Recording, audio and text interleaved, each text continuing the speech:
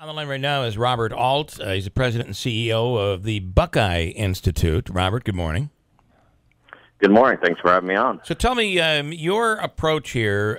You recently had an editorial in Forbes magazine, and we're talking about worker voting rights. And your belief is, correct me if I'm wrong, that oftentimes workers are basically stuck with their union. They never seem to get an opportunity to vote on yay or nay or which union they're using. And you're a proponent of giving workers that opportunity, that right to vote. That's absolutely right. If you look across the country, 94% of union members have never had the opportunity to vote for their union representation. And that's largely a function of how it is we put unions in place in this country. We have the functionally what are like one-and-done elections. You get elected once as the union representative for a workplace, for a bargaining unit. You never have to sit for re-election. So just to give one example, to paint a picture, in Columbus, Ohio, where I live, the local teachers union was voted into place in the late 60s, back when Richard Nixon was the president and when the Beatles were still together. But if you walk into the local schoolroom at the elementary school here, the teacher who's standing up in front of that class, he or she likely wasn't even born in the late 60s, so they've never had the opportunity to vote for that union. Are you? Do you believe that? I mean, let me just come right out and ask: do you feel that this would, because obviously there's a movement to get rid of unions. There are actually a couple of union-free schools around here. Is that what you ultimately are for? By giving the worker the chance to vote, ultimately they might not vote to have a union. Well, if you take a look at actually how it's operated, in fact, that's not always the case. And most recently in Iowa, they had worker voting right elections, and the vast majority of unions got recertified. In some other jurisdictions, a number of unions got voted out.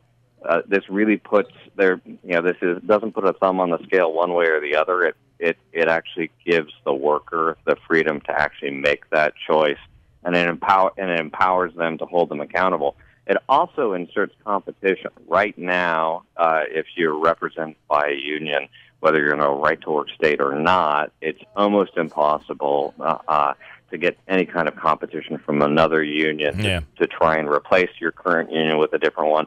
Worker voting rights would empower workers to be able to have some choice with regard to their unions as well. So there was a time in our history where unions really were almost, one would say, essential during the days of the sweatshops, but then I wonder, and maybe this assessment is not fair, but in some cases I think unions in the 70s seemed to get a bit greedy, and it's certainly come back. Where I guess are unions as important today? Because companies really seem to try to put together good plans, proper plans to attract better employees. How important are unions today? Well, I think ultimately that's a judgment that the worker should be able to make in these cases.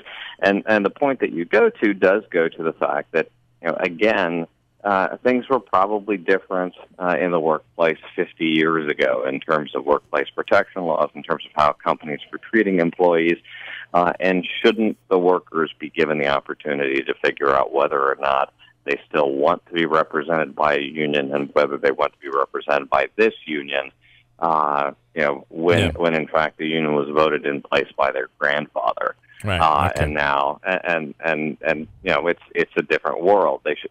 The other thing, of course, is there has been so the world has changed, but in some cases the unions have changed, and in many cases the unions are spending their money for very political purposes, not necessarily what the rank and file members want, but they have very little way of actually holding those unions accountable. Worker voting rights would allow them to actually have a serious voice with regard to how their unions are managed. And again, if they're happy with how it's being managed, look at what happened in Iowa. They voted overwhelmingly to keep those unions. But if they feel like they've gone off the rails, this gives them a serious check on those unions. Right. It is quite interesting, and you hear oftentimes when a union might endorse a particular candidate, Many of the employees feel that they're not represented there, that they don't agree with that certain endorsement. And to be fair, we've seen several cases around here also where if it weren't for the union, teachers might be in a lot of trouble. We've seen communications workers. The cell phone business has really put a hard hit onto Verizon and companies like that, and AT&T. So I think those unions have been very important as well. But your whole thing is give them the chance to be able to vote yay or nay. They may very well vote to keep the union or maybe change to another union, but they should have that right. Absolutely. And if you take a look, the interesting thing is how broad the support is for this measure by union workers. Across the country, we've done polling. We've looked at polling done by others. Tends to range in the 82 to 85% support range by union workers. Here in Ohio, we've done extensive polling, and we oversampled union households because I really wanted to know union households, union sympathetic households, how do they feel about this issue? 90% support having regular periodic elections that allow them to vote regarding their union representation. That's higher than non-union households. And I think it's because they get it. They want to be able to have that vote and to hold their unions accountable. Okay, workervotingrights.org is the website. Robert Alt, Buckeye Institute, we appreciate your time. Thanks so much.